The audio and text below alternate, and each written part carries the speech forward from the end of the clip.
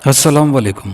Subscribe कीजिए और bell icon press कर दीजिए ताकि नेक्स्ट वीडियो का नोटिफिकेशन आपको बआसानी मिलता रहे। बालकोनी की तरफ यूं ही बेमकसद मेरी नज़रें चली गई थी, लेकिन अचानक ठिठक कर रह गईं। यूं लगा जैसे कोई चीज़ ऊपर उठ रही हो। काली काली कोई चीज़ थी।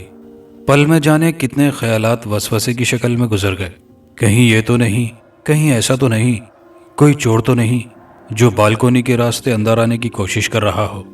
कहीं फिर वो चीज़ इतनी ऊपर उठ गई थी कि दो गोल गोल और घूरती हुई आंखें नजर आने लगी और इस ख्याल को तकवीत मिली कि शायद कोई चोर है। अगले ही लम्हे चेहरा उभरा और दर्दनाक, और फिर मुंह का दहाना नजर आने लगा। आंखें बराबर इधर उधर देख रही थी और फिर एक मुकम्मल चेहरा सामने था। मैं हैरान परेशान उस चेहरे को देख रहा था कि वो बालकोनी की दीवार पार करके बालकोनी के अंदरूनी हिस्से में आ गया।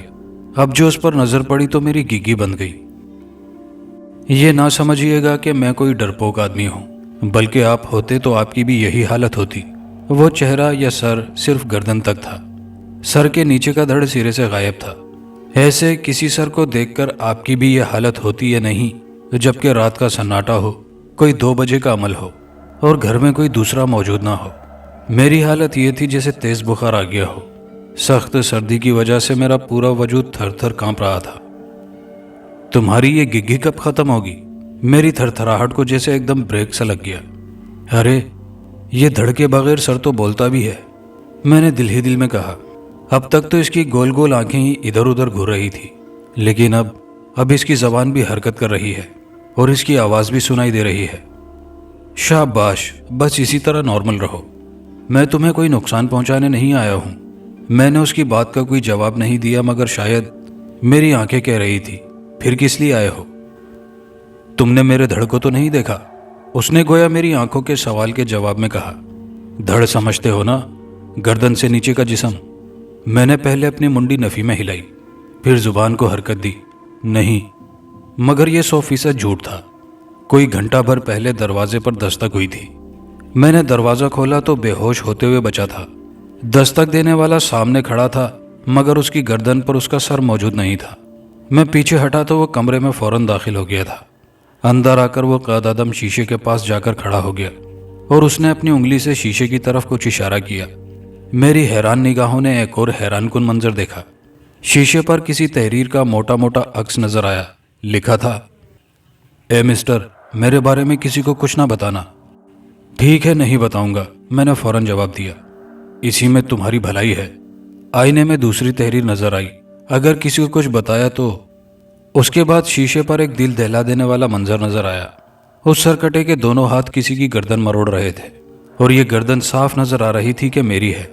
मैंने घबराकर अपने हाथ गर्दन पर रखे और इत्मीनान का सुकून भरा सांस लिया। वो अपनी जगह सही सलामत थी, मगर आईने पर नजर आने वाली मेरी गर्दन पर हाथों के दबाव से आंखें बाहर निकली जा रही थी, जबान मुंह से बाहर आ गई थी। फिर ये मंजर गायब हो गया था और ये तहरीर नजर आ रही थी, समझे, तुम्हारा ये हश्र कर दूंगा। नहीं, मैंने अपने दोनों हाथों से अपनी सही सलामत गर्दन को सहलाते हुए कहा। मैं किसी को भी किसी भी उन्वान से तुम्हारे बारे में कुछ नहीं बताऊंगा। झूठ बोलना मना है, मगर कभी कभी ऐसी मजबूरी आन पड़ती है कि झूठ बोले बगैर चाराकार नहीं होता। ऐसी ही मजबूरी मेरे साथ थी। मैंने बेधड़ के सर से बेधड़क झूठ कह दिया। नहीं, मैंने आपका धड़ कहीं नहीं देखा। देखता तो धड़ से गिरकर मेरे इंतकाल पर मलाल नहीं हो जाता। ठीक है, ख्याल रखना, जब कभी कहीं नजर आए तो मुझे बताना, मैं फिर तुम्हारे पास आऊंगा। और फिर जिस रास्ते से जिस तरह वो सर आया था उसी तरह वापस चला गया। मैं हैरान परेशान बैठा ये सोच रहा था, ये क्या चक्कर है सर और धड़ का। सर अपने धड़ को तलाश कर रहा था और धड़ है कि किसी को भी अपने बारे में बताने का भी रवादार नहीं। शायद वो सर से अब दोबारा रिश्ता जोड़ने पर तैयार नहीं। फिर मैंने अपने सर को झटका। मैं ये क्या बेतुकी बातें सोच रहा हूँ। सर और धड़ का रिश्ता तो उसी वक्त तक कायम रहता है जब तक सर धड़ पर मौजूद होता है। सर तन से जुदा हुआ तो दोनों हमेशा के लिए एक दूसरे से जुदा हो गए। इंसान जिंदा ही कब रहता है। मगर ये सर और उसका धड़, आखिर ये क्या चक्कर है जो मैं अपनी जागती आंखों से देख चुका हूँ। अभी घंटा भर पहले भी मैं इसी तरह सोच रहा था जब वो सरकटा जिस्म मुझे डरा धमका कर चला गया था। मैं कमरे में बैठा हवन्नकों की तरह इधर उधर देख रहा था और अपने जहनी तवाजुन के बारे में सोच रहा था कि कहीं मैं पागल तो नहीं हो गया हूँ जो ऐसी औंधी सीधी बातें मुझे नजर आ रही हैं। इसी सोच विचार के दौरान उस सरकटे का सर भी मुझे नजर आ गया था और मेरी खोपड़ी और चकरा कर रह गई थी। या अल्लाह, ये सब कुछ क्या है? मैंने जो कुछ देखा वो हकीकत है या मेरा पागलपन? पता नहीं। और इसी तरह की बातें मैं न जाने कितनी ही देर तक सोचता रहा कि अचानक दरवाजे पर फिर दस्तक हुई। मेरा दिल फिर धक से रह गया। ख्यालात का सिलसिला एकदम खत्म हो गया। दरवाज़ा खोलूं या ना खोलूं, मैं सोच में पड़ गया कि दस्तक और तेज हो गई। मैं डरते डरते दरवाजे की तरफ बढ़ा और आखिर उसे खोल दिया। अगले ही लम्हे सोबिया मुझसे एकदम लिपट गई थी। अरे अरे, ये क्या कर रही हो? क्या हो गया है तुम्हें? सोबिया मेरी निचली मंजिल की रिहायशी थी। उसका मेरे पास आना कोई नई बात नहीं थी। वो आती जाती रहती थी, मगर इस वक्त वो जिस तरह आई और मुझसे लिपट गई वो यकीनन नई बात थी। उसका पूरा जिस्म थर थर कांप रहा था। उस पर जबरदस्त दहशत तारी थी। मैंने आहिस्ता आहिस्ता उसे अपने से अलहदा किया। सामने बिठाया गिलास भरकर पानी दिया, जिसे वो एक ही घूंट में पी गई। जरा देर बाद उसके हवास बहाल हुए। अब मैंने उससे कहा, क्या बात है? इस कदर खौफजदा किस बात पर हो? कोई चोर डाकू तो तुम्हारे फ्लैट में नहीं घुस गया? उसने सीने पर हाथ रखकर गोया तेजी से धड़कने वाले दिल को काबू में करने की कोशिश करते हुए कहा। मेरे दरवाजे पर दस्तक हुई। मैंने समझा कि वो आ गए हैं। मैंने दरवाज़ा खोला तो वह कहकर रुकी और फिर थर थर कांपने लगी। तो क्या हुआ?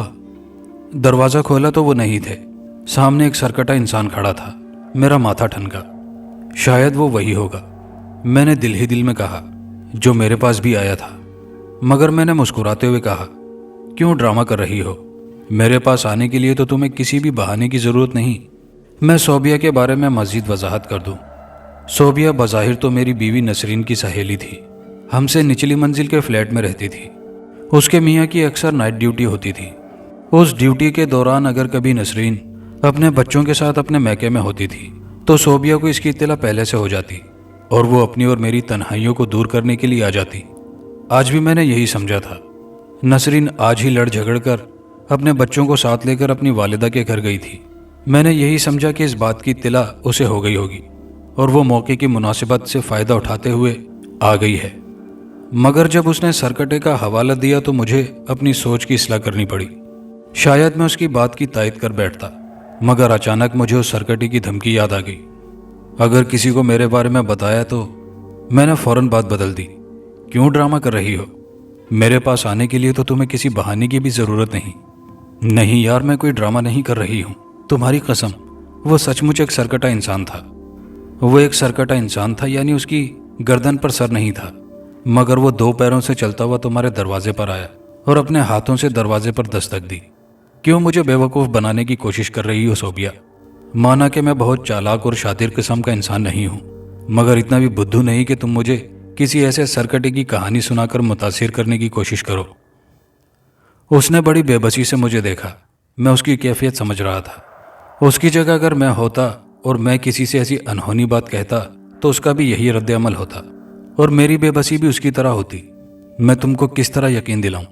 उसने इस बेबसी के आलम में कहा कि मैं मुस्कुराकर उसे देखता रहा। अंदाज यही था कि मैं तुम्हारी बात पर कभी यकीन नहीं कर सकता, मगर मैं अपने आप पर लानत भेज रहा था कि मैं किस ढिठाई से उसके सच को झुठला रहा हूँ। मगर यह भी तो मेरी मजबूरी थी।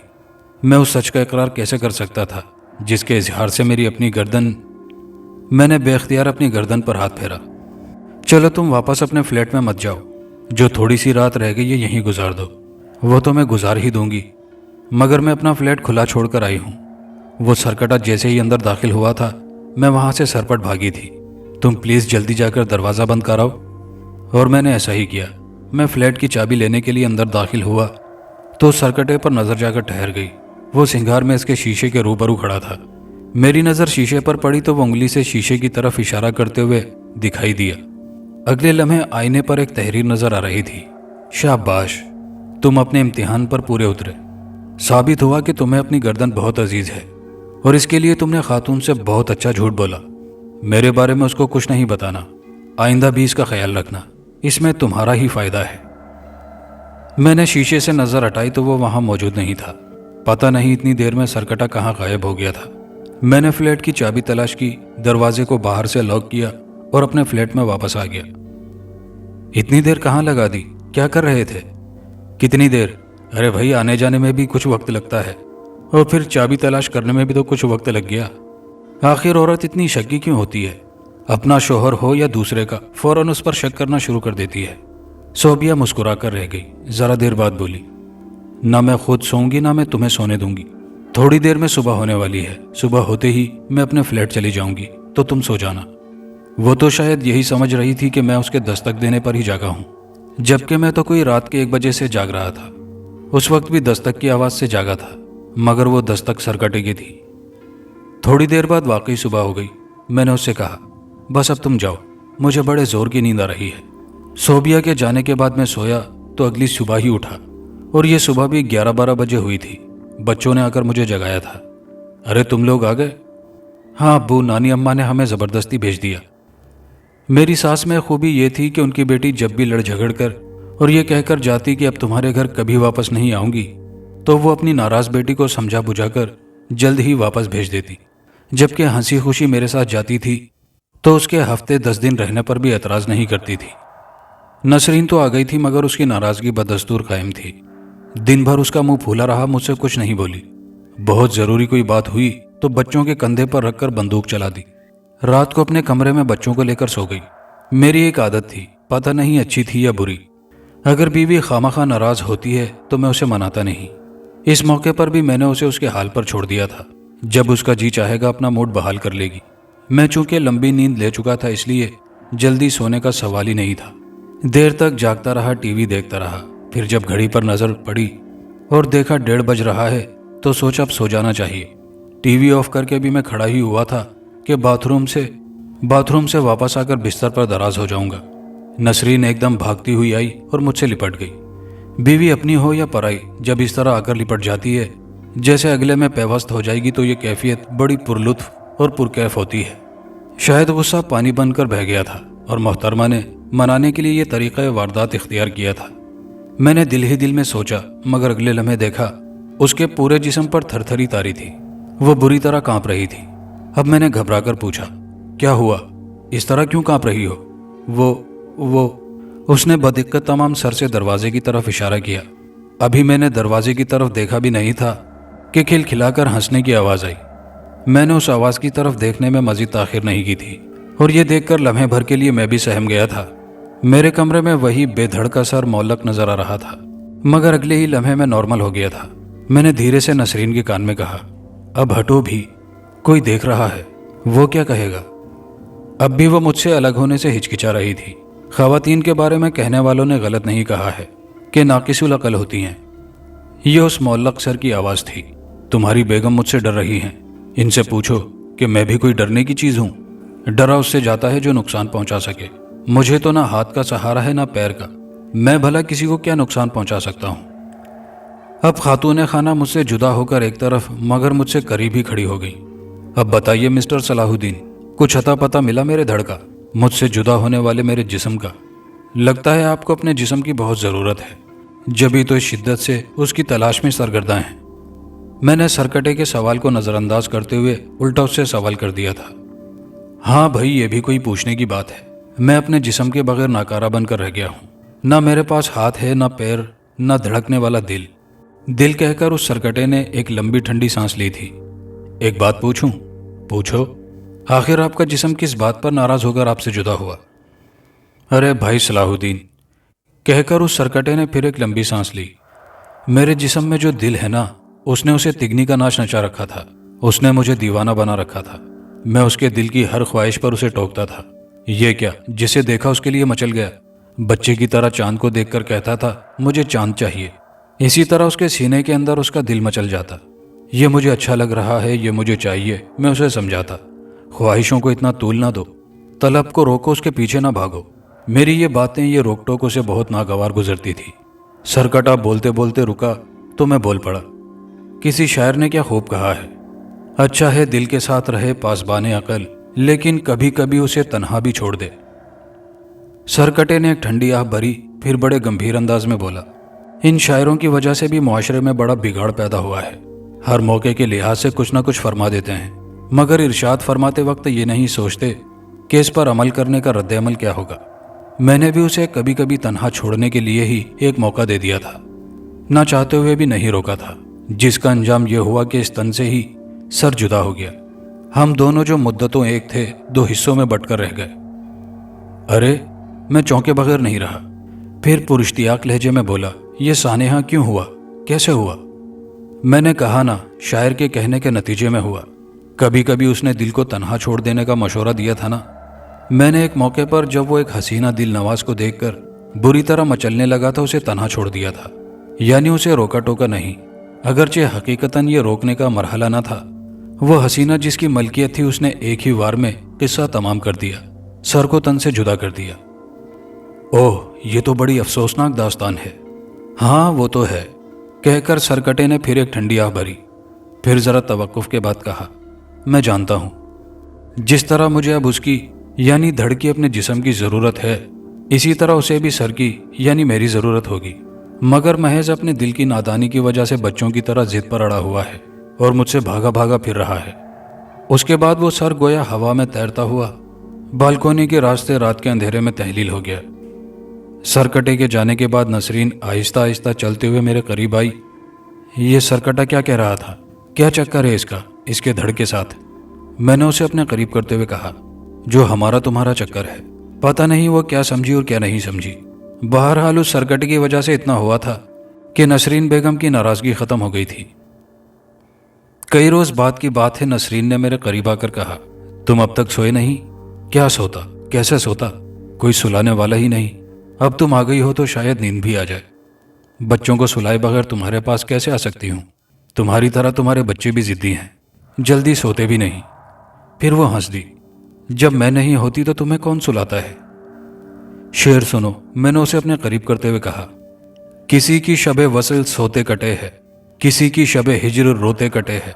हमारी ये शब कैसी शब है इलाही, ना सोते कटे है ना रोते कटे है। ए मिस्टर, तुम भी शायरों के चक्कर में ना पड़ो। याद नहीं वो गरीब सरकटा क्या कह रहा था? इन शायरों की वजह से भी मुआशरे में बड़ा बिगाड़ पैदा हुआ है। उस गरीब ने किसी शायर के कहने पर अपने दिल को बेलगाम छोड़ दिया था। ये कहाँ की दोस्ती है कि बने हैं दोस्त ना से, कोई चारा साज होता, कोई गमगुसार होता।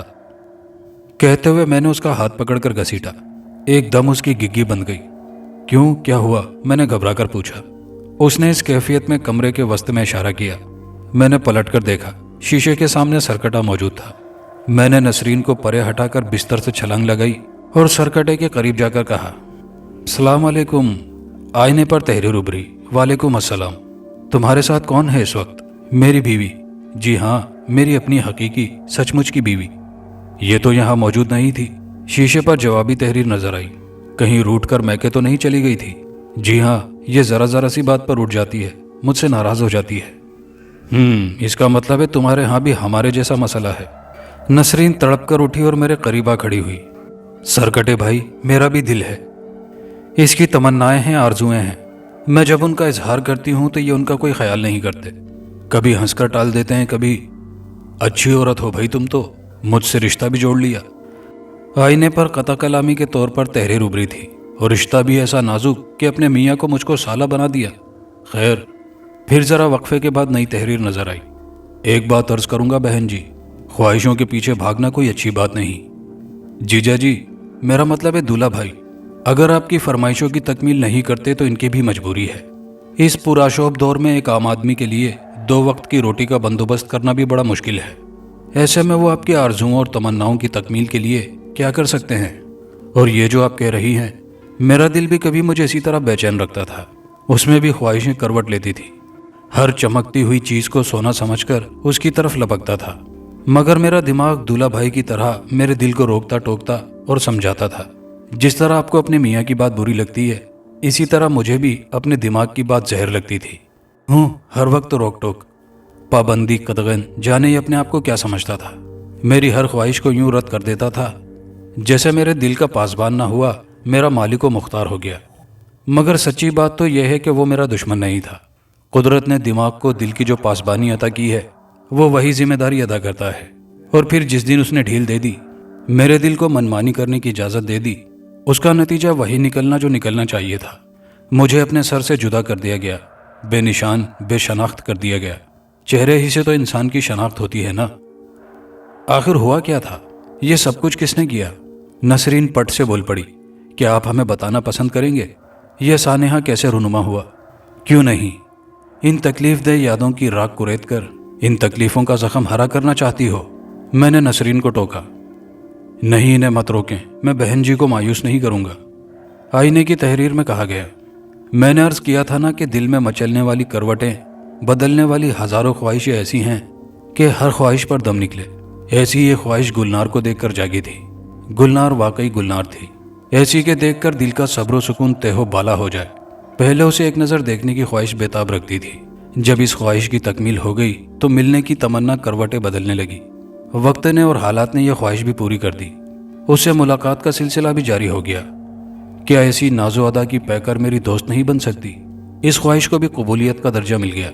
گلنار دوست بن گئی۔ بندہ خواہشوں کے پیچھے جتنا بھاگتا ہے، خواہشوں کا سلسلہ بڑھتا ہی جاتا ہے۔ انسان بھاگتا ہی جاتا ہے، اپنے انجام سے بے خبر۔ جس طرح میں ایک کے بعد دوسری خواہش کے لیے بھاگتا رہا، جس کی دید کو کبھی گھنٹوں ترستا تھا، اب وہ گھنٹوں میرے پاس رہنے لگی، میرے ارد گرد، میرے سامنے۔ مگر خواہشوں کے لپکتے ہوئے شعلوں نے مجھے اب بھی پرسکون نہیں رہنے دیا۔ دل میں مچلنے والی اگلی خواہش بڑی سنگین تھی۔ پھر بھی اس نے آنکھوں پر ایسی پٹی باندھ دی کہ میں نے یہ بھی نہیں سوچا کہ وہ کس کی بیٹی ہے، کس کی بہن ہے، کسی کی بیوی ہے۔ اس نے تو صرف مجھے دوستی کا حق دیا تھا، دوست سمجھا تھا، اور دوست ہی کی طرح اس کا سلوک تھا۔ مگر میری خواہش نے جب اس حد کو عبور کرنے کی کوشش کی، اس سے آگے بڑھنے کے لیے قدم بڑھایا، تو ان قدموں کا راستہ اس کے سر سے منقطع کر دیا گیا۔ رشتوں کی پامالی کی کوشش میں سر اور تن کا رشتہ ہی کاٹ دیا گیا۔ اب مجھے اپنی غلطیوں کا احساس ہوا، اپنی بڑھتی ہوئی خواہشوں کے انجام پر تاسف ہوا۔ پاسبان عقل کی نہ سننے، نہ ماننے پر دکھ ہوا۔ اس کی روک ٹوک پر جو میں برہم ہو جاتا تھا، ناراض ہو جاتا تھا، غصے کا اظہار کرتا تھا، اس بات پر نادم ہوا۔ وہ اس دن کے لیے تو کہتا تھا، خواہشوں کے پیچھے نہ بھاگو۔ ہائے، میں نے اس کی نہ سن کر کتنے بڑے گھاٹے کا سودا کر لیا۔ لگتا ہے آپ کو اپنے سر سے جدا ہونے کا افسوس ہے، میں نے کہا۔ افسوس ہی نہیں، بہت افسوس ہے، دکھ ہے، رنج ہے۔ آئینے پر تحریر ابھری۔ اور کیوں نہ ہو، یہ بھی میرا کوئی ہونا ہے کہ میں ہو کر بھی نہیں ہوں۔ سر کے بغیر تن کا وجود کس قدر بے معنی اور بے مقصد ہے۔ پھر تو آپ اپنے سر سے دوبارہ رشتہ جوڑ لیں۔ وہ خود بھی تو آپ کی تلاش میں سرگرداں ہیں۔ آخر آپ اس سے کیوں بھاگتے پھر رہے ہیں؟ اپنے بارے میں اسے بتانے سے گریز کر رہے ہیں۔ ندامت، شرمندگی، آخر کس منہ سے اس کا سامنا کروں؟ نسرین درمیان میں ہنس پڑی۔ سر کٹے بھائی، آپ کا تو منہ ہی نہیں، پھر منہ چھپانے کا کیا مسئلہ؟ بے دھڑک اپنے سر سے مل کر اپنی کمی پوری کر لیں، اپنے آپ کو مکمل کر لیں۔ بہنا تو کہتی ہے تو بہنوں کی باتیں بھائی نہیں ٹال سکتے، تو کہتی ہے تو۔ نسرین ننھی منی بچی کی طرح خوشی سے تالیاں بجانے لگی۔ میرا بھیا زندہ باد۔ اے مسٹر سلو، جلدی سے بلاؤ نا پاسبان صاحب کو۔ میرا مطلب ہے عقل و دانش کی باتیں کرنے والے سر کو۔ مجھے بلانے کو آواز دینے کی ضرورت نہیں۔ اس آواز پر ہم دونوں نے پلٹ کر اس کی طرف دیکھا۔ دوسرے کمرے کے دروازے سے ہوا میں تیرتا ہوا سر نظر آیا، جو ہماری ہی طرف آ رہا تھا۔ میں اتفاق سے ادھر آ نکلا تھا اور تم لوگوں کی باتیں سننے لگا تھا۔ صبح کا بھولا اگر شام کو گھر واپس آ جائے تو اسے بھولا نہیں کہتے۔ جی ہاں، اسے بھولا کہتے ہیں، وہی بھولا، میرا نام والا بھولا۔ آپ ذرا نیچے آئیے تاکہ میں اپنے سرکٹے بھائی کی تاج پوشی کر سکوں، آپ دونوں کو ملانے کی رسم ادا کر سکوں۔ سر ہوا میں تیرتا ہوا اس قدر قریب آ گیا کہ نسرین نے اسے پکڑ کر سرکٹے کی گردن پر رکھ دیا۔ شکریہ میری بہنا، اب کی بار آواز سر کے منہ سے آئی تھی۔ یہ اظہار تشکر ہم دونوں کی طرف سے ہے۔ یہ ہوئی نا بات، نسرین نے مسرت بھرے لہجے میں کہا۔ مگر اگلے لمحے ہم دونوں میاں بیوی حیرت سے دیکھ رہے تھے کہ یہ کیا بات ہو گئی۔ پورا جسم دھواں بن کر ہوا میں تحلیل ہو رہا تھا اور ہوا کے ساتھ اڑا جا رہا تھا۔ خاص ایپیسوڈ کی دوسری کہانی۔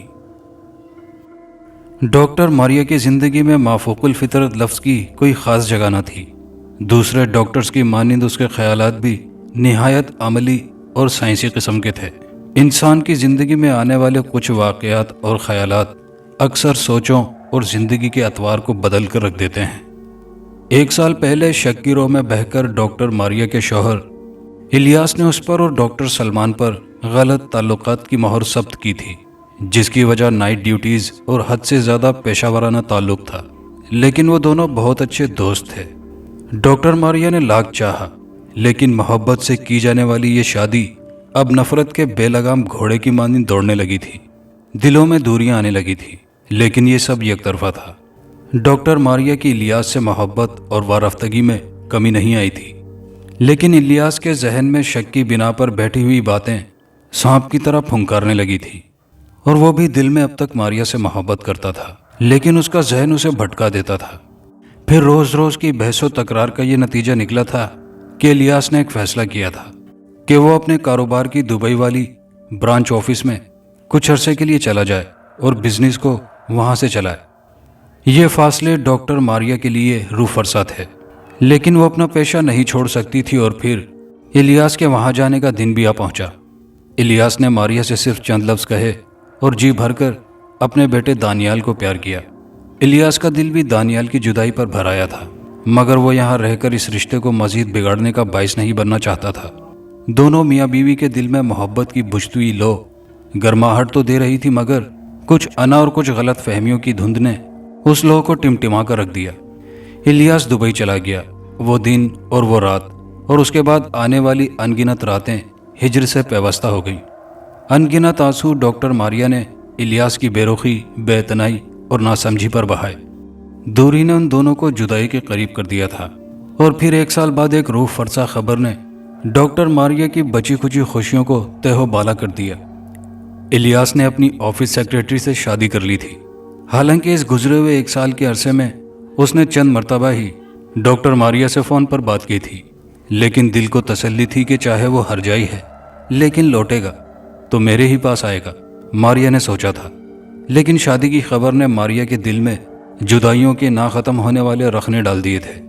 دانیال نے ماں کو اس حالت میں دیکھ کر خود کو بہت مایوس اور اکیلا بھی محسوس کیا، لیکن اس کے ساتھ اسے ماں کے درد اور طبیعت کا احساس بھی تھا۔ 1 سال بعد ڈاکٹر ماریا نے اپنا ٹرانسفر دوسرے شہر کروا لیا، کیونکہ اسے ڈاکٹر سلمان کی دوستی میں اپنے رشتے کی ٹوٹی ہوئی کرچیاں نظر آنے لگی تھی۔ نیا شہر شروع میں اجنبی سا لگا تھا، لیکن رفتہ رفتہ عادت پڑ گئی۔ جس جگہ ڈاکٹر ماریا نے رہائش اختیار کی تھی، وہاں کچھ فاصلے پر بنگلے بنے ہوئے تھے، لیکن ڈاکٹر ماریا کا بنگلہ سب سے ہٹ کر تھا۔ یہ پہاڑی علاقہ تھا۔ گھاس کی سبزاہٹ اور چیڑ کے درختوں کی خوبصورتی آنکھوں کی تراوٹ اور دل کے سکون کی علامت تھے۔ ڈاکٹر ماریا اکثر اوقات گہری کھائی سے اوپر پہاڑ کے ایک بڑے سے پتھر پر بیٹھ کر ڈوبتے ہوئے سورج کی سرخی کو یکٹک دیکھا کرتی تھی۔ یہ وہ وقت ہوا کرتا تھا جب دانیال ہوم ورک سے فارغ ہو کر کمپیوٹر پر اپنا فیوریٹ گیم کھیلنے میں مشغول رہتا تھا۔ اس دن بھی ڈاکٹر ماریا ڈھلتے سورج کے وجود میں گم تھی، جب اس کی نظر اپنے بائیں طرف موجود ایسے ہی پتھر پر کھڑے ایک بچے پر پڑی۔ وہ دیکھنے میں کوئی 8-10 سال کا لگتا تھا، بلکہ یوں کہنا بہتر ہوگا کہ وہ دانیال کا ہی ہم عمر تھا۔ وہ اس چٹان پر ایسے کھڑا تھا جیسے کسی بھی پل وہ پتھر پر سے نیچے کھائے میں کودنے والا ہو۔ ارے رکو، کیا کرنے لگے ہو تم؟ ڈاکٹر ماریا چلاتی ہوئی اس بچے کی سمت سیرت سے بھاگی۔ چند قدم کا فاصلہ تھا اور فوراً سے پیشتر کہ بچہ نیچے کود جاتا، بھاگتے چور کی لنگوٹی ہی صحیح۔ اسی کے مصداق ڈاکٹر ماریا نے اس کا ہاتھ جھپٹ لیا اور اسے الگ کھینچ لیا۔ یہ کیا کرنے لگے تھے تم؟ کون ہو تم اور کہاں رہتے ہو؟ ڈاکٹر ماریا نے اس کی زبردست طریقے سے جو حواس باختہ الفاظ کے ساتھ کلاس لی، وہ بہت گھبرا گئی تھی، اس لیے کہ خدا نہ خواستہ اگر یہ نیچے کود جاتا۔ تم یہ کیوں کرنے لگے تھے؟ تمہارا نام کیا ہے؟ کہاں رہتے ہو؟ تمہیں پتا ہے نیچے کھائی میں گرنے کے بعد تمہارا کیا حشر ہوتا؟ میرا نام سجو ہے، پاس کے گاؤں میں رہتا ہوں۔ ندی کے قریب نشیب میں ہمارا چھوٹا سا مکان ہے۔ سوتیلی ماں بہت مارتی ہے، آج بھی مجھے بیت کے ڈنڈے مار کر اور گھر سے نکال دیا۔ اب وہ بچہ باقاعدہ رونے لگا تھا۔ ایسے کیسے نکال دیا؟ تم آؤ میرے ساتھ، میں تمہاری ماں کی ایسی خبر لوں گی۔ ڈاکٹر ماریا نے اس کا ہاتھ پکڑا، لیکن سجو نے اپنا ہاتھ چھڑا لیا تھا۔ میں نہیں جاؤں گا، وہ بیت سے مارے گی مجھے۔ آپ مجھے اپنے ساتھ رکھ لو، آپ کے گھر کے سارے کام کر دوں گا، ورنہ مجھے جانے دو، کہیں بھی رہ لوں گا۔ وہ گھر نہ جانے پر بضد تھا۔ ٹھیک ہے، تم میرے ساتھ آؤ۔ ڈاکٹر ماریا تذبذب کے عالم میں سوچتی رہی، پھر سجو کو اپنے ساتھ گھر لے آئی۔ گھر میں اس نے اس کا تعارف دانیال سے کروایا۔ رات کو زیادہ بات نہ ہو سکی، لیکن دوسری صبح سجو کے گن کھلے۔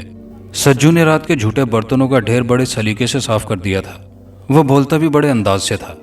हर लफ्ज सूझबूझ और चबा चबा कर बोलता था। हर बात में अपन का इस्तेमाल करता था। उसकी बातें सुनकर डॉक्टर मारिया चौंक पड़ती। चंद दिन बाद दानियाल की सर्दियों की छुट्टियां हो गईं। डॉक्टर मारिया जब अस्पताल से लौटी तो उसने सज्जू को दानियाल के कमरे में देखा। दोनों की चीखों पुकार और फाइटिंग की आवाज बाहर तक आ रही थी।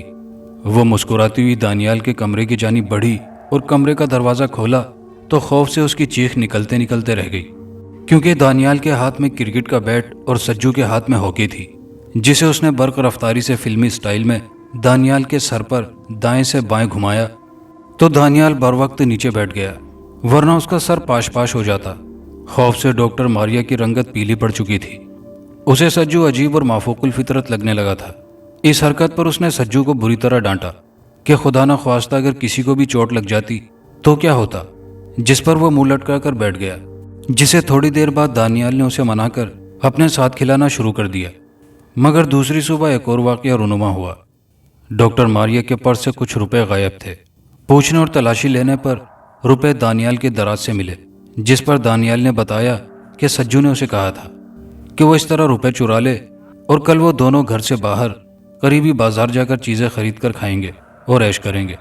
ये सुनकर डॉक्टर मारिया का माथा ज़बरदस्त तरीके से ठनका, क्योंकि रहम खाते हुए वो सज्जू को मासूम समझकर घर ले आई थी, जो कि दानियाल के गुजरते दिनों के लिए किसी तबाही से कम नहीं था। उसने जी भरकर सज्जू को डांटा और फिर यहाँ से निकाल बाहर करने की धमकी दी, जिस पर सज्जू रोने लगा। डॉक्टरनी जी, आप मुझे यहाँ से ना निकालो, मैं आइंदा ऐसा नहीं करूँगा। वो रो रो कर माफिया मांग रहा था, जिस पर डॉक्टर मारिया को उस पर तरस आ गया। उसे तंबी की और फिर बड़े प्यार से समझाया, लेकिन वो समझ गई थी कि सज्जू एक बिगड़ा हुआ बच्चा है, जिसके मुतालिक उसकी माँ चाहे सौतेली ही सही, उसे मिलना ज़रूरी हो गया था। दूसरे दिन अस्पताल से वापस आते हुए डॉक्टर मारिया सोच रही थी कि शाम में सज्जू की बताई हुई जगह पर जाकर उसकी सौतेली माँ से बात करेगी। वो घर से नीचे की सड़क पर थी, जहाँ से उसके बंगले की हल्की सी झलक दिखाई देती थी। अचानक एक मानूस सा शोर सुनकर वो गाड़ी का शीशा नीचे करके ऊपर देखने लगी, क्योंकि वो आवाज़ें दानियाल और सज्जू की थी। दोनों एक दूसरे के हाथ में हाथ डाले उस चट्टान पर खड़े थे, जहां सबसे पहले दिन सज्जू कूदने को तैयार था। नीचे कई सौ फुट की गहरी खाई थी। ये मंजर देखकर खौफ से डॉक्टर मारिया का दिमाग शल होने लगा, क्योंकि एक पल में पलक झपकते ही जानलेवा हादसा हो सकता था। अचानक दानियाल की आवाज़ सुनाई दी, मम्मा, मैं सुपरमैन हूँ, अभी हम दोनों आपके सामने हवा में उड़ेंगे। वो चिल्ला चिल्ला कर नीचे की तरफ देखते हुए कह रहा था, नहीं दानी नहीं, बेटा पीछे हट जाओ, खुदा के लिए, तुम्हें मेरी कसम। सज्जू, खुदा के लिए बेटा इसे पीछे ले जाओ। वो सज्जू की आंखों में फतह और गरूर की चमक देख रही थी, लेकिन ये वक्त जोश से नहीं होश से काम लेने का था। वो गाड़ी खड़ी करके फौरन से पेशतर गाड़ी से उतरकर ऊपर भागते हुए मुसलसल चिल्ला रही थी, दानियाल रुक जाओ बेटा, बेटा रुक जाओ, मैं आ रही हूँ। कई फरलांग का रास्ता डॉक्टर मारिया तेज रफ्तारी से तय करना चाहती थी, लेकिन नीचे से ऊपर चट्टान पर बर्क रफ्तारी से चढ़ना उसके बस से बाहर था। लेकिन फिर भी वो अपनी तमाम तर कुव्वत को मुश्तमा करके ऊपर की जानिब बढ़ी आ रही थी। उसकी नज़रों के सामने चट्टान पर खड़े दानियाल के अल्फाज गूंज रहे थे, मम्मा मैं सुपरमैन हूँ, अभी हम हवा में उड़ेंगे। वो मुसलसल उन्हें पुकार रही थी। फूली हुई सांस और लर्जीदा असाब के साथ वो बंगले के सामने मौजूद उस जगह तक आई थी, लेकिन ये क्या, उसकी मतलूबा चट्टान खाली थी। खौफ और दुख से एक भयानक चीख उसके मुंह से निकली और अपने कदमों पर खड़ी न रह सकी और तकलीफ से निढाल होकर पथरीली जमीन पर बैठ गई।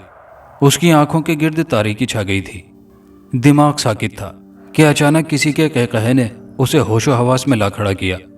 दानियाल और सज्जू हाथ में हाथ डाले एक झाड़ी के पीछे से निकलकर उसके सामने आन खड़े हुए। आप डर गई डॉक्टरनी जी, हम तो मजाक कर रहे थे। सज्जू की बात ने उसे तोड़ फोड़ कर रख दिया। सज्जू की बातें सुनकर वो बिफर कर उठ खड़ी हुई और फिर उसने थप्पड़ों से सज्जू का चेहरा सुर्ख कर दिया। सज्जू अपनी जगह साकित खड़ा, वो अजीब सी चमक आंखों में लिए उसे घूरता रहा, लेकिन दानियाल ने आगे बढ़कर अपनी माँ का हाथ रोक लिया था। आप क्यों सज्जू को मार रही हैं, क्या किया है इसने? दानियाल बदतमीजी से सज्जू की तरफदारी कर रहा था। दानियाल की बातें सुनकर डॉक्टर मारिया का जहन कलाबाजियां खाने लगा। वो सकते के आलम में थी कि फिर अचानक चौंकी। बेटा, अगर आपको कुछ हो जाता तो मम्मा का क्या बनता? बोलो, उसने ही आपको ऐसा करने को कहा होगा। कुछ नहीं होता हमें, आप हमेशा सज्जू को मारती हैं, आइंदा इस पर हाथ मत उठाइएगा। दानियाल सज्जू का हाथ पकड़कर अंदर चला गया और डॉक्टर मारिया तड़प कर वहीं जमीन पर बैठी रह गई। उसके जहन ने फौरन गवाही दी, ये दानियाल नहीं सज्जू बोल रहा था। वो उन दोनों के पीछे कमरे में नहीं आई। वो जल्दी से गाड़ी में बैठी और गाड़ी स्टार्ट करके कहीं जाने लगी। थोड़ी दूर वो गाड़ी दौड़ाने के बाद एक जगह उसने गाड़ी रोक दी। उसने गाड़ी एक सिमत खड़ी की और दरख्तों के पास मौजूद वाहिद मकान की जानिब बढ़ी। 2 कमरों पर मुश्तमिल ये मकान खस्ता हाली का शिकार था। एक कमरे में एक औरत चूल्हे के करीब बैठी ताप रही थी। अस्सलाम वालेकुम, उसने औरत को सलाम किया। वालेकुम सलाम, कौन हो बीबी आप? औरत के लहजे में दुख की एक खास रमक और गंभीरता थी। मैं ऊपर के डाक बंगले से आई हूँ। आप सज्जू की माँ, मेरा मतलब है सौतेली माँ हैं? उसने बमुश्किल कहा और औरत की तरफ टिकटिकी बांधे देखती रही और उसके जहन में कुछ देर पहले वाले वाक़ये गर्दिश करते रहे। हाँ जी, मैं हूँ, मगर आप सज्जू को कैसे जानती हैं? वो आपको कहाँ मिला था? आपने जब उसे मारा तो वो पहाड़ पर चढ़कर एक चट्टान से नीचे कूदने की कोशिश कर रहा था। बच्चे को प्यार से समझाते हैं, आप प्लीज़ उसे यहाँ बुला लें। वो अजीबुल माफूकुल फितरत बच्चा है, वो मेरे बच्चे को भी अपने जैसा बना देगा। डॉक्टर मारिया की आवाज़ रुंध गई थी। मगर कैसे? बीबी आप क्या बोल रही हो? आपको मैं कोई जालिम लगती हूँ? उस औरत का लहजा गैर दोस्ताना हो गया था। देखें, अगर उसने मेरे बेटे को कोई नुकसान पहुँचाया तो मैं आपको नहीं छोड़ूंगी। आप कैसी औरत हैं? देखें बीबी, आप ज़रा होश की बातें करें। वो कैसे आपके बच्चे को कुछ कहेगा? वो तो 2 साल पहले मर चुका है। वो 2 साल पहले उस पहाड़ पर से गिरकर मर गया था, नीचे खाई में जहाँ कोई नहीं जाता। आज तक उसकी लाश नहीं मिली, कोई वहाँ तक पहुँच ही नहीं सका। वो जिंदा है और हमारे घर में रह रहा है। उसकी उम्र कोई 8-10 साल की है, डॉक्टर मारिया ने कहा। नहीं बीबी, जब 2 साल पहले वो मरा तब वो 12 साल का था, अब 10 साल का कैसे होगा? मैं खुद गवाह हूँ। उसने मेरे ऊपर पहाड़ से एक सांप लाकर फेंका था, जो डसता नहीं था मगर था तो सांप ना। मैं खौफ से डर गई थी और एक बैद लेकर उसके पीछे भागी थी और वो पहाड़ पर चढ़ गया था। मैं भी उसके पीछे भागती रही और फिर वो पहाड़ के चट्टान पर खड़ा होकर कहने लगा, अगर मैं ना रुकी तो वो नीचे कूद जाएगा। मैंने उसकी बातों को मजाक समझा। मैं भागती हुई इसके करीब पहुंची तो वो अचानक कूद गया। जब वो खाई में गिरा तो उसका जिस्म भी नजर नहीं आ रहा था। बाद में बड़ी मुश्किल से अंदाजे के मुताबिक कुछ लोग नीचे खाई में गए भी, लेकिन उसकी लाश न मिली। शायद कोई जंगली जानवर खा गया होगा। औरत चंद लम्हे को रुकी मगर डॉक्टर मारिया का खौफ के मारे बुरा हाल था। क्या मालूम वो कोई और हो। आपके पास सज्जू की कोई तस्वीर होगी? डॉक्टर मारिया ने कुछ सोचते हुए पूछा। आप ठहरो, मैं साथ वाले कमरे से लाती हूँ। यह कहकर औरत दूसरे कमरे में चली गई और चंद मिनट में एक पुरानी सी तस्वीर लाकर डॉक्टर मारिया के हाथ में थमा दी। डॉक्टर मारिया ने कांपते हुए हाथों में तस्वीर ली और उस पर नजर दौड़ाई तो तस्वीर उसके हाथों से नीचे गिर गई, क्योंकि वो तस्वीर उस बच्चे की थी जो सज्जू था और उसके घर में उसके बेटे के पास मौजूद था। खौफ से डॉक्टर मारिया के हाथ पांव ठंडे पड़ चुके थे। माफूकुल फितरत, आसेब और बदरू हैं जैसे अल्फाज डॉक्टर मारिया के दिमाग में घूम रहे थे और वो बेध्यानी में ड्राइविंग करते हुए तेजी से अपने घर की जानिब आ रही थी कि अचानक एक बच्चा उसकी गाड़ी के नीचे आ गया था। इर्द गिर्द कोई नहीं था। वो जल्दी से नीचे उतरकर उस बच्चे की जानिब बढ़ी। वो औंधे मुंह था। उसने लरसते हाथों से उसे सीधा किया। वो कोई और नहीं बल्कि सज्जू था। डॉक्टर मारिया का दिमाग उसे देखकर मफलूज हो गया था, क्योंकि खून का फव्वारा फैल रहा था। वो हवास बाख्ता हो चुकी थी। फिर जल्दी से वो गाड़ी में बैठी, गाड़ी स्टार्ट कर दी।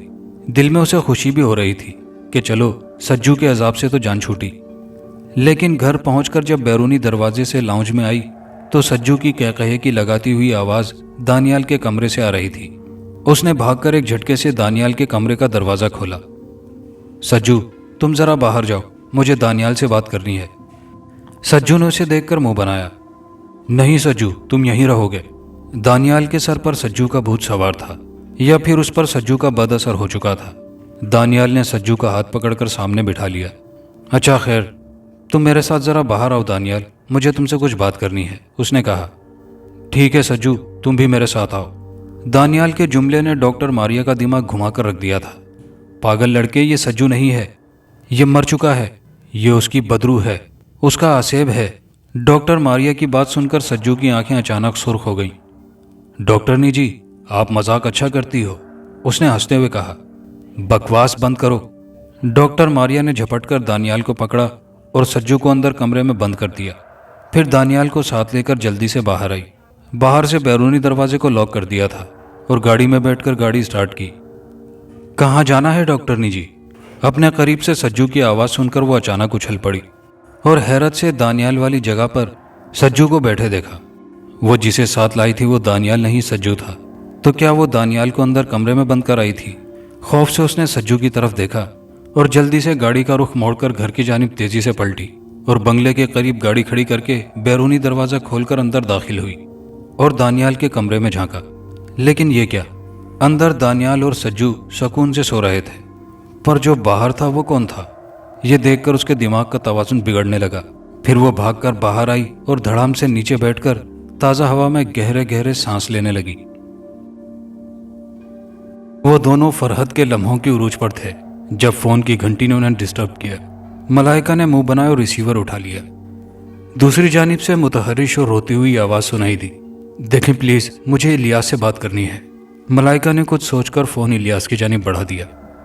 تمہاری کوئی جاننے والی ہے شاید؟ الیاس نے فون اسے لے لیا۔ کون؟ ماریا؟ تم اس وقت؟ کیسی ہو تم؟ الیاس اس وقت اور اتنے عرصے بعد ڈاکٹر ماریا کے فون پر حیران تھا، حالانکہ ان کے درمیان ابھی تک طلاق نہیں ہوئی تھی۔ الیاس، مجھے تمہاری مدد کی ضرورت ہے۔ وہ میرے گھر کے اندر ہے، دانیال کے ساتھ، وہ آصیب ہے۔ ڈاکٹر ماریا خوفزدہ اور ٹوٹے پھوٹے لہجے میں بول رہی تھی۔ کون؟ کیا ہوا دانیال کو؟ اور یہ آصیب؟ تم کب سے مافوق الفطرت پر یقین کرنے لگی؟ مجھے کچھ سمجھ نہیں آ رہا، تفصیل سے بتاؤ۔ اور پھر ڈاکٹر ماریا نے کھل کر سب کچھ تفصیل سے بتا دیا۔ پہلے تو الیاس کو یقین نہیں آ رہا تھا، وہ اسے ڈاکٹر ماریا کا وہم قرار دے رہا تھا۔ بہرحال الیاس نے اسے مشورہ دیا کہ وہ خود کچھ نہیں کر سکتی، اس لیے اسے کسی بزرگ سے رابطہ کرنا چاہیے۔ الیاس کی بات سن کر ڈاکٹر ماریا کے دماغ میں روشنی کا ایک جھماکہ سا ہوا۔ یہ خیال اسے پہلے کیوں نہیں آیا تھا؟ اس نے اس علاقے میں ایک مزار کے پاس ایک بزرگ ہستی کے بارے میں سن رکھا تھا۔ اس نے الیاس کا شکریہ ادا کیا اور الیاس نے فون رکھ دیا۔ وہ رات سجو نے دانیال کے کمرے میں گزاری تھی، لیکن ساری رات ڈاکٹر ماریا اس کمرے کے باہر بیٹھی رہی اور قرآنی آیات کا ورد کرتی رہی۔ اس کے ذہن میں بار بار سجو کے قہقہے اور اس کی صورت دکھائی دیتی تھی، لیکن جب دروازہ کھول کر دیکھتی تو وہ دانیال کے ساتھ لپٹ کر سو رہا ہوتا تھا۔ دوسری صبح وہ علل صبح گاڑی نکال کر قریبی مزار کی طرف نکل گئی۔ مزار کے قریب ایک بزرگ تسبیح میں مشغول تھے۔ اس نے گاڑی روکی اور دل میں اللہ سے دعائیں مانگتی ہوئی بزرگ کے قریب پہنچی۔ وہ کچھ کہنا چاہتی تھی کہ بزرگ خود ہی بول اٹھے، بہت تنگ کر رہا ہے، اس نے تمہاری مامتا کو جھنجھوڑ کر رکھ دیا ہے، لیکن تم نے یہاں آنے میں بہت دیر کی ہے، اب تک تم اس کو برداشت کرتی رہی ہو۔ وہ بدرو ہے، مافوق الفطرت ہوائی شے ہے، لیکن اب وہ کچھ نہ کر سکے گا۔ یہ کہہ کر بزرگ چند لمحے کو رکے۔ آپ کو یہ سب کیسے پتہ لگا؟ وہ گھگھیائی۔ اللہ تعالیٰ اپنے نیک بندوں کو ان کے قریب میں ہونے والی فتنوں اور مافوق الفطرت ہستیوں سے آگاہ کر دیتا ہے، بس پہنچ کی دیر ہے، تم اس کو ایسے ختم نہیں کر سکتی۔ آؤ آرام سے بیٹھو اور میری باتیں سنو۔ چند نقش اور دم کیا ہوا پانی دیتا ہوں، کسی طریقے سے اسے پانی کے چند قطرے اس کے حلق سے اتار دینا اور یہ نقش کمروں میں رکھ دینا، اور جب وہ اپنی اصل صورت میں آ جائے تو اسے پہاڑ سے نیچے گرا دینا، لیکن بیت کا استعمال ضرور کرنا۔ اب تک وہ کئی گھر یوں بے آسرا بن کر برباد کر چکا ہے، بس اب اس کا خاتمہ ہو جانا چاہیے۔ بیٹی، تمہیں اور بھی خوشیاں ملنے والی ہیں۔ اتنا کہہ کر بزرگ نے ڈاکٹر ماریا کو ایک شیشی میں پانی اور کچھ نقش دیے اور اس پر کچھ پڑھ کر دم کیا، پھر ایک اور نقش دیا کہ وہ اسے اپنے پاس رکھے۔ ڈاکٹر ماریا نے اس پل خود کو بہت ہلکا پھلکا محسوس کیا اور بزرگ کے کہنے پر بزرگ کا شکریہ ادا کرتی ہوئی اپنی گاڑی میں بیٹھ کر چل پڑی۔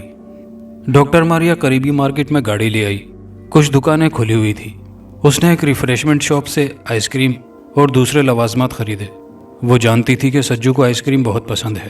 آئس کریم لے کر وہ گھر پہنچی تو وہ دونوں جاگ رہے تھے۔ صبح صبح آپ کہاں چلی گئی تھی؟ دانیال نے حیران ہو کر اسے پوچھا۔ کہیں نہیں، آج تم دونوں کے لیے خاص قسم کا ناشتہ لینے گئی تھی اور سجو کے لیے خاص اچھی سی آئس کریم۔ ابھی لاتی ہوں، تم دونوں انتظار کرو، میں پلیٹ میں رکھ کر لاتی ہوں۔ اور وہ دوسرے کمرے میں چلی گئی۔ دوسری چیزوں کو اس نے پلیٹ میں رکھا اور آئس کریم کے کپ میں بزرگ کے دم کیا ہوا پانی کے چند قطرے ڈال دیے۔ تمام چیزیں لیے ہوئے وہ ان کے سامنے آئی تو جلدی سے سجو نے آئس کریم کا کپ جھپٹ لیا۔ چلو آج باہر بیٹھ کر ناشتہ کرتے ہیں۔ باہر کھلے احاطے میں اس نے ناشتہ لگا دیا۔ سورج کی پہلی دھوپ بڑی فرحت بخش رہی تھی۔ ٹھنڈ کے باوجود دھوپ کا اپنا مزہ ہوتا ہے۔ سجو نے آئس کریم کھانی شروع کی۔ ایک لمبا اور موٹا سا بیت کا ڈنڈا میز کے قریب اس نے پہلے سے ہی رکھ دیا تھا کہ اچانک سجو کی آنکھیں سرخ ہو گئیں اور وہ دانیال کی جانب جھپٹا تھا، لیکن ڈاکٹر ماریا نے دانیال کو فوراً کھینچ کر ایک طرف کر دیا۔ ڈاکٹر نہیں، یہ تم نے کیا کر دیا مجھے؟ اس کا جسم بدلنے لگا تھا۔ اس دوران وہ بولا تو اس کی آواز بہت خوفناک لگ رہی تھی۔ یہ دیکھ کر دانیال سہم گیا اور فوراً ہی دانیال اپنی ماں سے لپٹ گیا۔ اب سجو کی آواز میں کرب و گھراہٹ شامل ہو چکی تھی۔ اس کی حیت ناقابل فراموش حد تک تبدیل ہونے لگی تھی۔ جو مجھے کرنا چاہیے تھا، سجو تم 2 سال پہلے مر چکے ہو، خدا کے لیے خود کو سکون دے لو، چلے جاؤ۔ اپنی ماں کے سوتیلے پن اور خود کی زندگی میں گزاری محرومیوں کا بدلہ دوسروں سے لینا کہاں کا انصاف ہے؟ بہت گھر برباد کر دیا تم نے، اب ہمیشہ کے لیے پرسکون ہو جاؤ۔ یہ دم کیا ہوا پانی جو میں نے تمہیں پلایا ہے تمہیں ہمیشہ کے لیے سکون دے گا، اور تمہاری بھٹکتی ہوئی یہ بدرو بھی پرسکون ہو جائے گی۔ اچانک سجو کے جسم پر دراڑیں ہی دراڑیں بن چکی تھی اور پھٹے ہوئے سر میں سے خون فوارے کی مانند نکل رہا تھا۔ شاید کھائے میں گرنے کے بعد وہ ایسا ہی ہو چکا ہوگا کہ اچانک وہ بھاگتا ہوا چلاتا ہوا پہاڑ کے سرے پر موجود چٹان پر آ کھڑا ہوا کہ پھر اچانک اس کے جسم میں آگ بھڑک اٹھی۔ یہی موقع تھا۔ ڈاکٹر ماریا نے پاس رکھا ہوا بیت اٹھایا اور پوری طاقت سے اس کے بھڑکتے ہوئے جسم پر ضرب لگانی شروع کر دی۔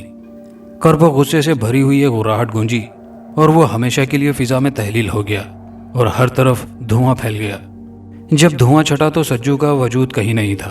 دانیال کی آنکھوں میں آنسو تھے، لیکن وہ سجو کی حقیقت جان چکا تھا۔ پھر ماں کی آغوش نے اسے سہارا دیا۔ ایک ہفتے بعد ایک شام جب دونوں ماں بیٹے ٹی وی دیکھنے میں مصروف تھے کہ اچانک بیرونی دروازے پر تیز دستک ہوئی۔ دونوں ماں بیٹے چونک گئے۔ ڈاکٹر ماریا نے دانیال کو کچھ اشارہ کیا اور خود جا کر دروازہ کھولا تو سامنے کھڑے ہوئے آدمی کو دیکھ کر وہ حیران رہ گئی۔ اندر آنے کو نہیں کہو گی؟ مجرم صاحب بنا الیاس سامان اٹھائے دروازے پر کھڑا تھا۔ کیوں نہیں، ضرور۔ ڈاکٹر ماریا نے اسے راستہ دیا۔ رات کا کھانا کھا کر دانیال اپنے بستر پر لیٹ کر سو گیا اور اس نے الیاس کے لیے گیسٹ روم میں بستر لگایا تو الیاس نے اعتراض کیا۔ بھائی یہ کیا بات ہوئی؟ میں اتنے عرصے بعد لوٹ کر آیا ہوں، کیا تمہاری آغوش اور پہلو میں میرے لیے کوئی جگہ نہیں؟ الیاس نے کہا۔ تم بھول رہے ہو، جو مسافر اپنے ہاتھ سے درخت کاٹ دے اسے چھاؤں نہ میسر ہونے کا گلہ نہیں کرنا چاہیے۔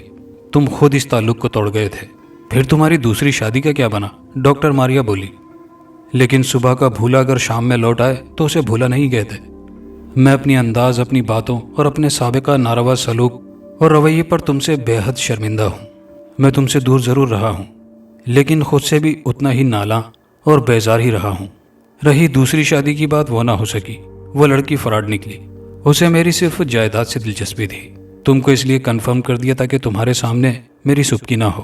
دوسرے، میں نے اپنے غلط خیالات جو میرے ذہن میں تمہارے اور ڈاکٹر سلمان سے متعلق تھے ان کے مطابق تمہیں جلانے کے لیے یہ ڈھونگ برقرار رکھا تھا۔ لیکن اس دن جب تم نے مجھے فون کیا اور اپنی مشکل مجھ سے شیئر کی تو اس وقت میں نے سوچا اور جان لیا کہ تمہیں واقعی میری ضرورت ہے اور تم آج بھی مجھ سے محبت کرتی ہو۔ پھر میں نے پتہ کروایا تو پتہ چلا کہ تم تو میری شادی کی خبر سن کر شہر چھوڑ کر اس چھوٹے سے شہر میں آ بسی ہو، اور ڈاکٹر سلمان بھی اسپیشلائزیشن کے لیے جرمنی جا چکا ہے۔ یوں میں نے خود سے جی بھر کر نفرت کی اور آج میں تمہارے سامنے موجود ہوں، جیسا بھی ہوں تمہارا ہوں۔ تم جو سزا دو منظور ہے، الیاس نے افسردگی اور ملتجیانہ نظروں سے دیکھتے ہوئے کہا۔ وہ سر جھکائے کھڑا تھا، لیکن ڈاکٹر ماریا نے اپنی پامالی اور ٹھکرائے جانے کا احساس اس وقت اور زیادہ شدت سے اپنے اندر محسوس کیا۔ لیکن وہ کون تھی جس نے فون اٹھایا تھا؟ ماریا نے پوچھا۔ وہ میری ایک بھول تھی۔ ہم مردوں کی یہی خامی ہے، ہم اپنی ہر خواہش کو حقیقت بنا لینا چاہتے ہیں۔ اپنی محرومی اور اتنے دن سے عورت کے قرب سے دوری نے میری تشنگی بڑھا دی تھی۔ میں ایک کلب سے اسے لایا تھا، لیکن ابھی ہم اصلی منزل سے دور تھے کہ تمہارا فون آ گیا۔ شاید قدرت کو ہمارا راستہ برقرار رکھنا منظور تھا۔ تمہاری آواز اور تمہارے لہجے نے مجھے زندہ کر دیا اور میں نے اسے ایسے ہی واپس بھیج دیا۔ یہی میری سچائی اور حقیقت ہے۔ چاہے تو ان آنکھوں میں پڑھ لو اور چاہے تو آنکھیں بند کر لو۔ اتنا کہہ کر الیاس نے سر کو مزید جھکا لیا۔ نہیں، میں نہیں چاہتی کہ میرے دانیال کو زندگی بھر کسی محرومی کا سامنا کرنا پڑے جیسے وہ مافوق الفطرت سجو۔ ہاں، تم کو سزا ضرور سناؤں گی، اور وہ یہ کہ تم ساری زندگی میرے قیدی، میرے ساتھی اور میرے رفیق حیات بن کر ساتھ رہو گے۔ یہی آج کی حقیقت ہے۔ ڈاکٹر ماریا کا اتنا کہنا تھا کہ الیاس نے آگے بڑھ کر اسے اپنی محبت بھری باہوں کے حلقے میں جکڑ لیا اور زندگی ایک بار پھر سے مسکرا دی۔ دوستوں کہانی اچھی لگی ہو تو ویڈیو کو دوستوں کے ساتھ لائک شیئر ضرور کیجیے گا، کمنٹ باکس میں اپنی رائے کا اظہار کیجیے گا، اور چینل پر نئے آنے والے دوستوں سے گزارش ہے کہ چینل کو لازمی سبسکرائب کر لیجیے۔ شکریہ۔